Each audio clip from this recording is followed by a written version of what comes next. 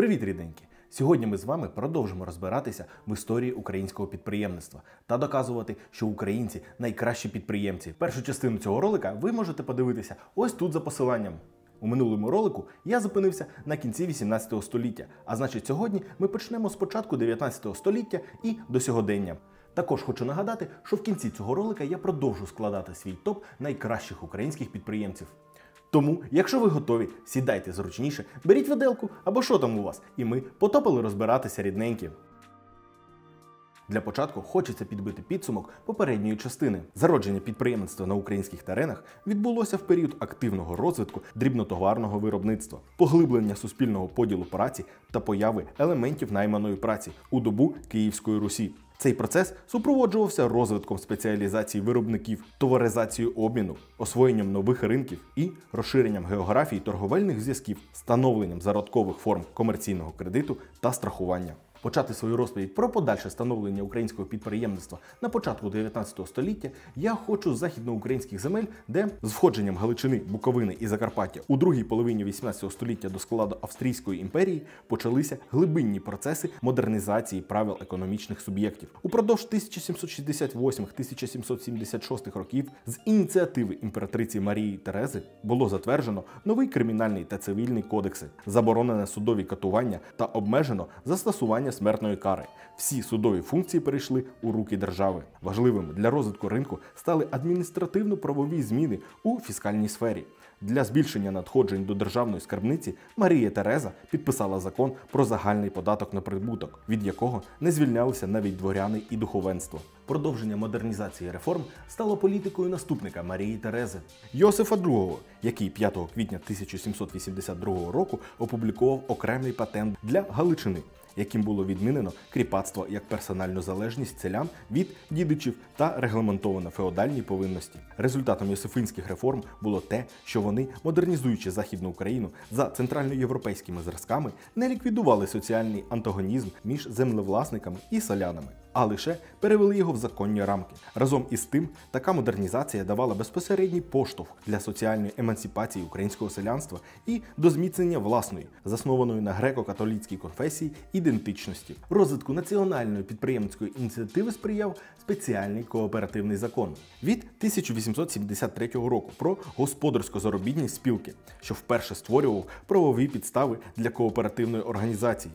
Кооперативи отримували правовий захист своєї діяльності від зовнішнього втручання, влада звільняла спілки від сплати податків та надавала дозвіл на їх фінансування громадськими організаціями. Обмеження стосувалися лише політичної діяльності та порушення норм зареєстрованих статутів. Початок власної української кредитної кооперації був заснований у Перемишлі зусиллями адвоката Теофилем Кормошою та його сподвижників. У 1894 році вони зареєстрували задаткове товариство з обмеженою відповідальністю «Віра». Згідно з задумом засновників, ця ощадно-кредитна установа мала нагромаджувати заощадження місцевої української еліти, духовної та світської інтелігенції, купецтва, заможних селян та надавати короткотермінові кредити ремісникам і купцям, довготермінові навколишньому селянству. На зламі 19-20 століття у галицьких містах виникають українські кредитні товариства, так звані Кормошівки. У Львові – кредитний банк Дністр, в Стрию – каса задаткова, в Станіславові – банк зв'язковий. Менші кредитні спілки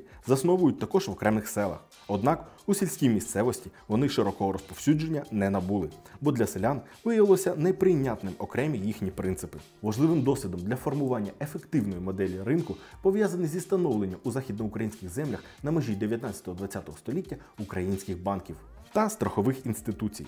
Історія їх становлення є яскравою ілюстрацією феномена економічного персоналізму, що втілився у діяльності когорти фундаторів українського підприємництва. Завдяки їм постали перші національні страхові товариства Дністр і Карпатія, що високо оцінено уже сучасниками не тільки в українському середовищі, а й серед представників інших народів. Упродовж 1880-1891 років тривали переговори представників української громади з центральною владою у Відені щодо одержання одержання дозволу на організацію власної страхової інституції на кооперативних засадах. Василь Нагірний згадував, що проти організації Української страхової інституції виступали московити та польські шовіністи. Упродовж 1900-х років, які стали періодом розбудови системи українського кооперативного кредиту в Галичині, спостерігаємо досить бурхливе господарське піднесення більшості кредитних товариств та зростання кооперативної свідомості членів цих організацій. Зумовлений такий розквіт не лише податковою політикою австрійського уряду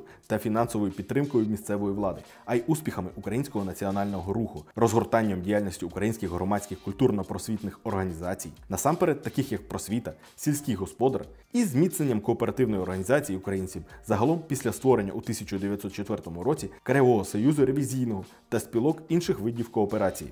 Фінансова підтримка господарства та національно-культурного життя українців кредитними коопераціями не закінчилася навіть з наближенням Першої світової війни та пов'язаним з цією обставиною погіршенням економічних умов для проведення кредитних операцій. Проте у воєнні роки інфляція, знецінення вкладів та безпосередня загроза кооперативному майну під час військових дій загалом припинила зростання кількості членів кредитних товариств, їх капіталів та обсягів наданих кредитів. Припинились і виплати дивідендів. Зароблені гроші спрямувалися у резервні фонди. Окупація військами Російської імперії Галичини у 1904-1905 роках привели до занепаду кооперативного життя. Але вже невдовзі, після відступу росіян, кредитні кооперативи в містах та містечках, а пізніше і у сільської місцевості відновлюють свою діяльність. 1916 року, після того, як Краєвий союз кредитовий з метою відбудови знищеної війною кооперативів та господарств їхніх членів створив спеціальний 4-мільйонний фонд для низькопроцентних кредитів. Починає зростати також сума наданих ним позичок, реальна вартість яких,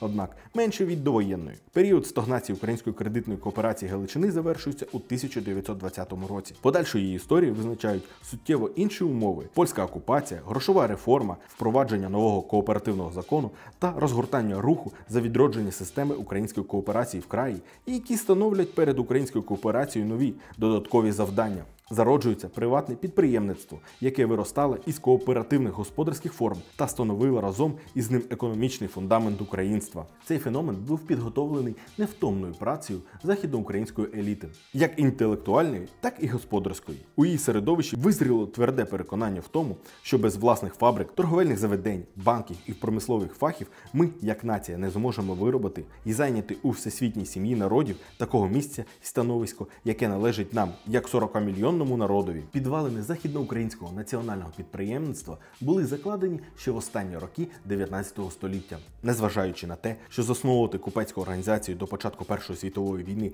так і не вдалося, значення першого з'їзду руських, галицьких і буковинських купців важко переоцінити. У несприятливих для розвитку української торгівлі та промислу умовах це була перша спроба піонерів нашого купецтва. Варто наголосити на тому, що ця подія мала помітний вплив на тогочасну українську громадсько-політичну думку, для якої була характерна явна недооцінка ролі національної торгівлі і промисли як суспільно-економічного чинника. Це стало першим кроком у подоланні стереотипу становлення до купецько-промислового стану як до явища менш вартісного та чужого для нашого народу. Світова війна тимчасово прервала процес розвитку приватного підприємництва та консолідації національно-торговельно-промислових кіл. Але вже наприкінці війни, після підписання Брестського миру, коли на багатій української землі ринули купці-чужинці та спекулянти, активували свою діяльність і українські купці. На початку 19 століття поряд з аграрною сферою та кустарним промислом формується промислове виробництво, а паралельно з поміщицьким та казенним підприємництвом розвиваються форми ринкового підприємництва. Основані на приватній власності, в українському регіоні швидкими темпами зростала як кількість підприємств, так і обсяги виробництва окремих галузей легкої промисловості. Стрімко розвивалися окремі сфери переробної галузі та важкої індустрії. Ці процеси стали чинником виокремлення в Україні окремих спеціалізованих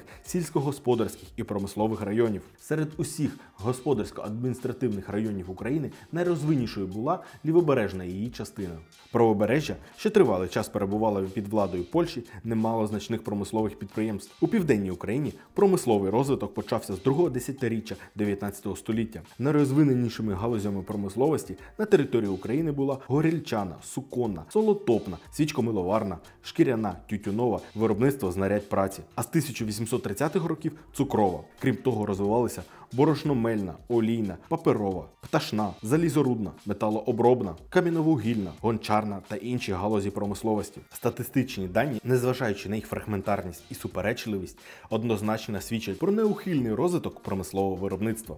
Так, у 1793 році на території Української губернії Російської імперії розміщувалося понад 200 промислових підприємств. За час з 1825 до 1860 року число промислових підприємств в Україні зросло у понад 3 рази. Саме розвиток цукрової промисловості забезпечив промисловий переворот на українських землях, сутність якого полягала у переході від ручної праці до машинного виробництва. У 1820-х роках цукроваріння розвивалося у поміщицьких маєтках відомих магнатів – Сангушків, Потоцьких, Браницьких, Бобринських, проте було малоприбутковим і технічно відсталим. Цукроварні потребували кваліфікованих робітників, майстрів і підприємливого керівного персоналу. Упродовж 1840-50-х років переважна частина поміщицьких підприємств була закрита, не витримавши конкуренцію з купецькими мануфактурами, які були засновані на вільно найманій праці та передовій на той час техніці. У 1830-1840-х роках купці почали активно інвестувати свої капітали в промислове підприємництво. Зокрема,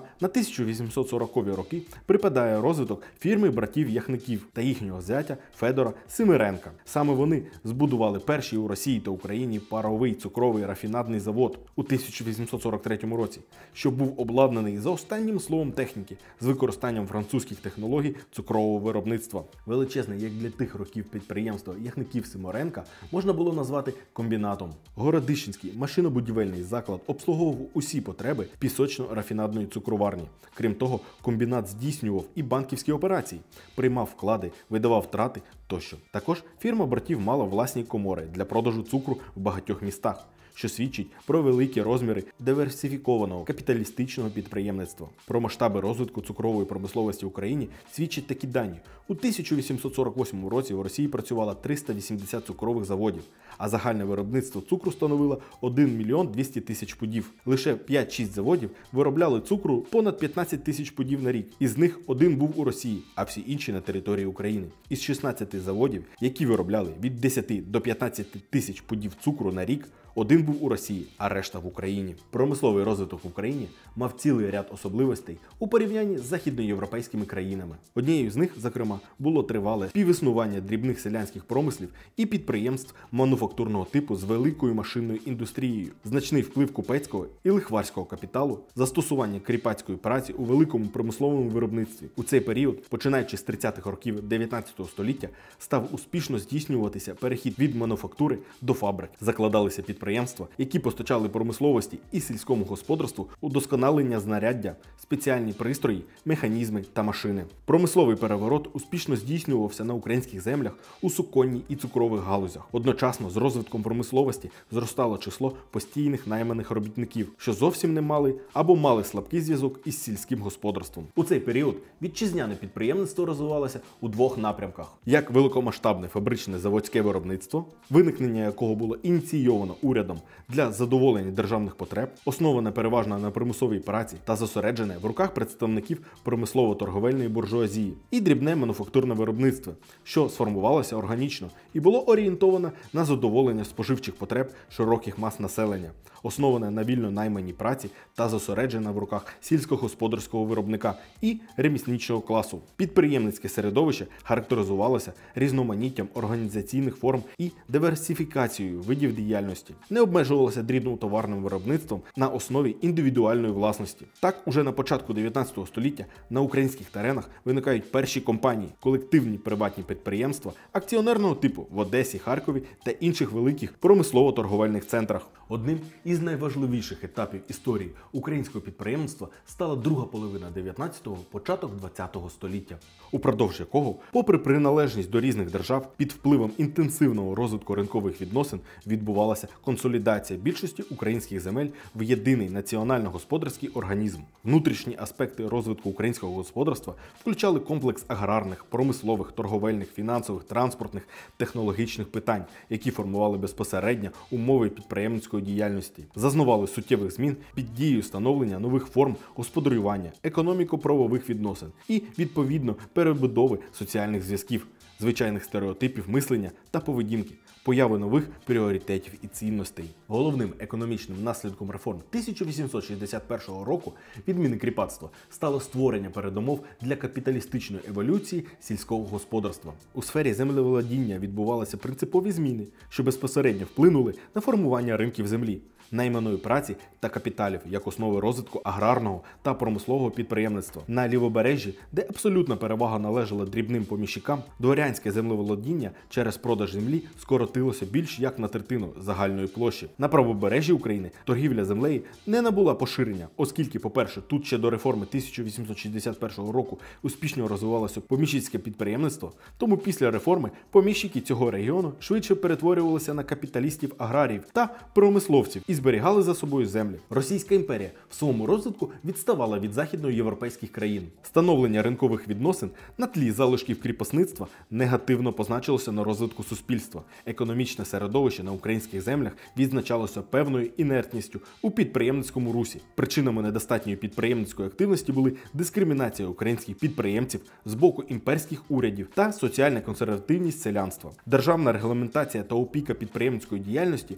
не сприяли розвитку підприємницького процесу на засадах вільної конкуренції, що стало причиною зосередження підприємницьких капіталів переважно у сфері внутрішньої торгівлі та негативно позначилося на розвитку вітчизняної промисловості та адекватних ринкових умов форм господарювання. Водночас, у межах єдиного всеросійського ринку Україна стала одним із основних районів промислового виробництва. Тут форсовано розвивалися на капіталістичних засадах цукрова, вугільна, частково машинобудівна галузі. Підприємство на українських землях Російської імперії прогресувало у найважливіших галузях економіки. Станом на 1900 рік на Донбасі та Криворіжжі діяло 17 човуноварних заводів, навколо яких швидко утворювалися дрібні та середні підприємства, які потрапляли у сферу впливу іноземного капіталу. В Україні 80-90% всіх акціонерних товариств гірничої промисловості належало іноземцям. Іноземний капітал приносив з собою комерційний та виробничий досвід тих країн, звідки його експортовано. На початковому етапі промислового перевороту англійці здійснили вагомий внесок у становлення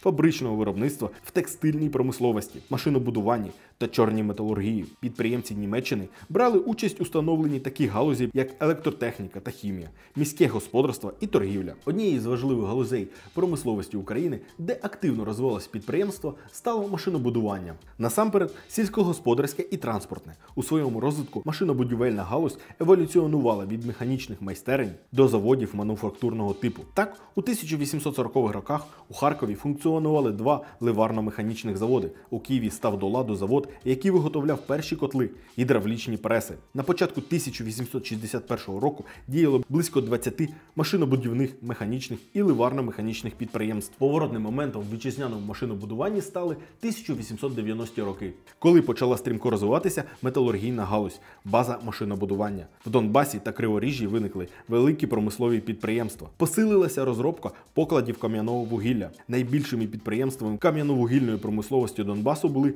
Корсунські шахти Південно-Російського товариства та Олександрівські шахти Новоросійського товариства. Активна торгівля донецьким вугіллям сприяла розвитку багатьох галузей виробництва, зокрема парового вугільного флоту, торговельного мореплавання та металургійної промисловості. У стопових районах України після побудови залізниці швидкого розвитку набуло зернове господарство, що у свою чергу викликало збільшення попиту на сільськогосподарські машини, внаслідок чого центр сільськогосподарського машинобудування перемістився в Україну, що супроводжувалося посиленням концентрації промислових підприємств. У кінці 19-го, на початку 20-го століття світова економіка вступила в новий етап свого розвитку – економіку вільної конкуренції. На теренах України у ході поступу ринкових відносин відбулися значні трансформації, які свідчили про переродження капіталізму в монополістичну стадію. Процес монополізації зумовлявся зростаючою конкуренцією виробництва, що на теренах тогочасної Російської імперії досягла найвищого рівня в порівнянні з іншими країнами світу. Концентрація виробництва,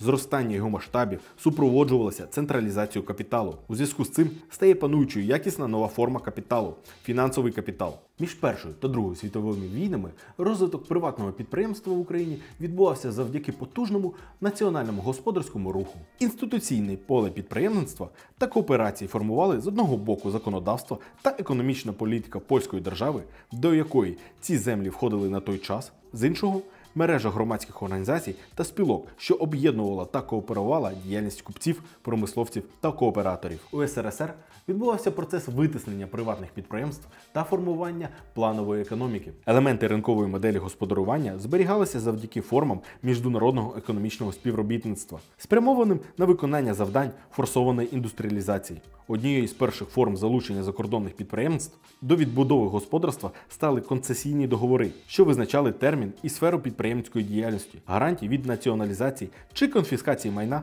та можливість вивозити прибуток за кордон. Натомість радянська держава отримала доступ до нових технологій та машин, що відкривало можливості для відновлення та реконструкції народного господарства. Розвиток підприємства в Україні в 1920-80-х роках відзначався специфікою радянської економічної системи, основу якої становили державні підприємства, реалізація інноваційного потенціалу яких була ускладнена через деперсоніфікацію суб'єкта підприємницької діяльності та відсутність дієвого мотиваційного механізму впровадження новацій. Організаційно-виробнича та інвестиційно-інноваційна політика держави як колективного підприємця у 1920-80-х роках була спрямована на подолання деформацій, зумовлених специфікою державного підприємництва у позаринкових умовах. Роль приватних підприємств після Другої світової війни полягала у забезпеченні споживчого ринку, накопиченні значних майнових та матеріально-фінансових ресурсів, підготовці кваліфікованих кадрів для промисловості та торгівлі, забезпечення історичної тяглості інституту підприємництва. Проте в умовах одержавлення економіки к 1930-1940 рокам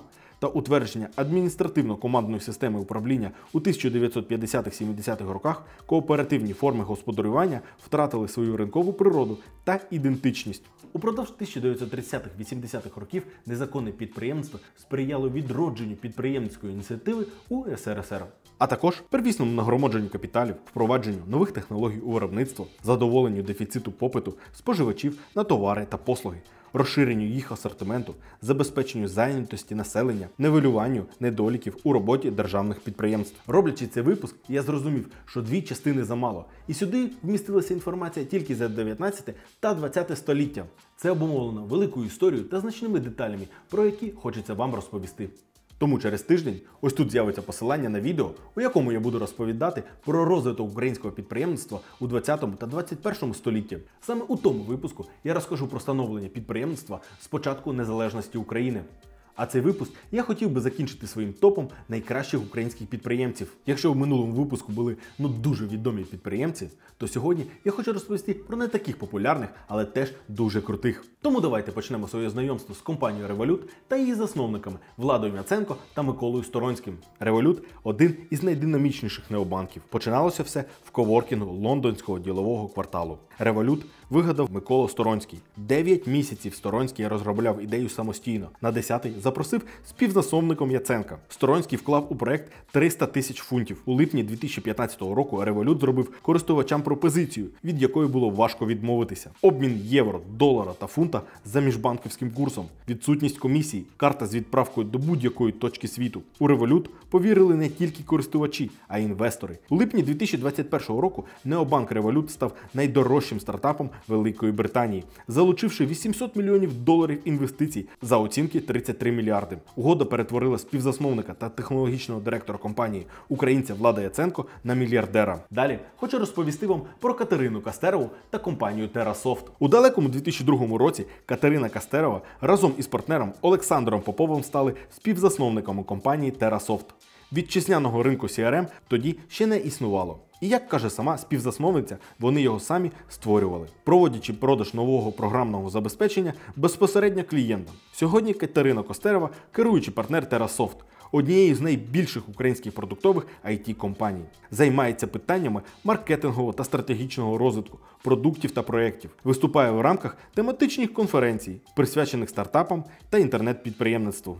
Наступна компанія Intellias та її співзасновники Віталій Седлер та Михайло Пузарков. Intellias – одна з найбільших українських сервісних IT-компаній. Поєднуючи інженерну майстерність та технологічну експертизу, спеціалісти Intellias створюють продукти, якими користуються понад 2 мільярди людей у всьому світі. Компанія неодноразово отримувала звання найкращого роботодавця серед найбільших сервісних IT-компаній України за версіями Forbes Ukraine та Dow. І на закінчення я залишив компанію Grammarly та її засновників Олексія Шевченка, Максима Литвина та Дмитра Лідера. Коли у 2009 році троє українців створювали сервіс для допомоги у написанні текстів англійською Grammarly, вони не уявляли, що через 10 років їх стартап оцінять у понад $1 мільярд. Сьогодні компанія має офіси у Сан-Франциско, Нью-Йорку, Ванкувері та Києві. А її продуктом щодня користуються близько 30 мільйонів користувачів. І ця цифра продовжує збільшуватися. Нещодавно стало відомо, що загальна сума інвестицій, вкладених у Grammarly, становить близько $200 мільйонів. Це фінансування дало змогу підняти загальну вартість компанії до понад $1 мільярда. Тож відтепер український стартап офіційно можна назвати єдинорогом. Ну що, друзі, як вам сподобалося? Нагадую, що це друга частина історії українського підприємництва та топу українських підприємців. Ми, як завжди, чекаємо на вашу думку в коментарях. Не забудьте поставити лайк цьому відео та підписатися на канал. Мене звуть Нікіта, а ми потопали відпочивати!